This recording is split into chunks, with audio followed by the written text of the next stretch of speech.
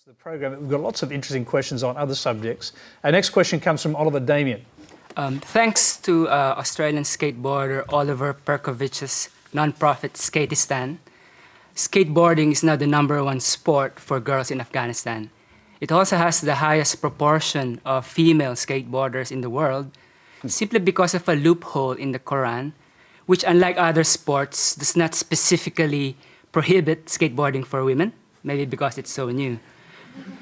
Could this be a less confrontational way to diffuse radical Islam, by looking for loopholes where inroads to moderation can be made?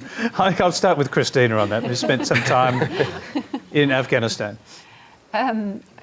So I visited the SKATE-ISTAN project, which is fascinating. And I mean, it's wonderful to see these kids who have had nothing but war for so many years and have no toys. I mean, Afghan kids just don't have anything in their houses. To have the freedom of riding on a skateboard. I'd be surprised if it's the #1 sport among Afghan girls, actually. I've only seen it in Kabul, but... They're forbidden to ride bicycles as they are in Saudi Arabia, so if you want to get around on something with wheels, that's your only choice. But there is an Afghan, I have to correct you, sorry Tony, but there's an Afghan women's cycling team who are amazing, so there is Okay, we'll slap our researchers on the wrist. I must say with the skateboarding, I mean, it's great, and a lot of it is for street children in Kabul. And I went to see the project in 2009 when I was very depressed about what was going on in Afghanistan, and I thought, I want to write something more uplifting and positive. And one of the problems in Afghanistan is the ethnic differences, and particularly between the Pashtuns and the Tajiks.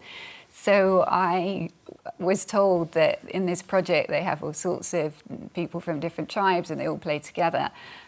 When I went to see them, the Pashtuns were fighting the Tajiks and hitting each other with the skateboards. So it didn't work quite as I had imagined. I mean, this is a culture where people love fighting and they fight with everything, even with the kites, have broken glass on the strings to cut down. And they fight with boiled eggs as well. So it's sort of, I mean, it's play as well as fighting. But so I didn't maybe see the best of that project, but I know it doesn't sound like it.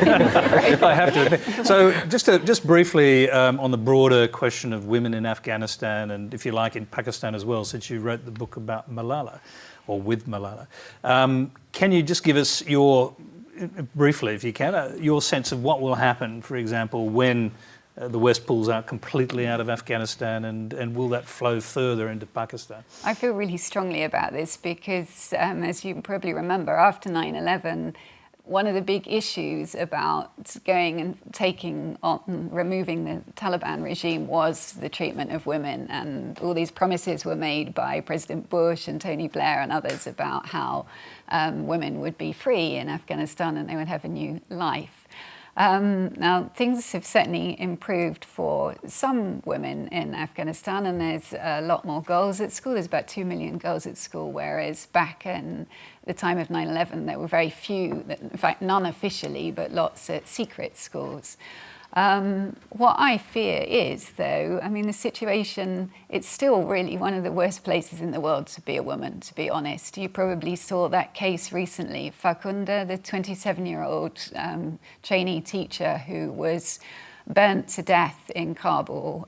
She was set fire to, she was driven over by a Toyota pickup, and then she was thrown in the Kabul River. And afterwards, people then came out and protested at what had happened, and these very brave Afghan women held her coffin. We're going back to the funeral and death theme, but and that was unheard of in Afghanistan for women to come and hold a coffin at a funeral. So a lot of people took a positive thing from that and said this shows that things are changing. But I have to say, the fact that a 27-year-old woman can be brutally killed by a mob in the middle of Kabul, in the middle of the day, a mile from the presidential palace. What caused it to happen, also briefly? shows, you know, how bad things are. Well, there were all these men outside. This was by a shrine, and they were selling fake amulets. And she was very religious and said to them, you shouldn't be fooling people with these fake things. So one of them shouted out to people, this woman is setting fire to Korans. And so they, I mean, ironically, she'd been trying to uphold religion, and they then all attacked her. And the people that attacked her, if you look at the footage, which unfortunately you can see, were not sort of like long-bearded Taliban types in villages. They were young urban people in Kabul who then took filmed it on their mobile phones, put it on Facebook or YouTube, as if they were proud of it. And you could also see on this footage that a lot of people were standing by. And it's horrible footage. You see her trying to stand up and pleading for her life, and then them carrying on. So, you know, this shows how far things still have to go for women. And it worries me that as the international community sort of draws away from Afghanistan, that these women that we all made lots of promises to are not protected.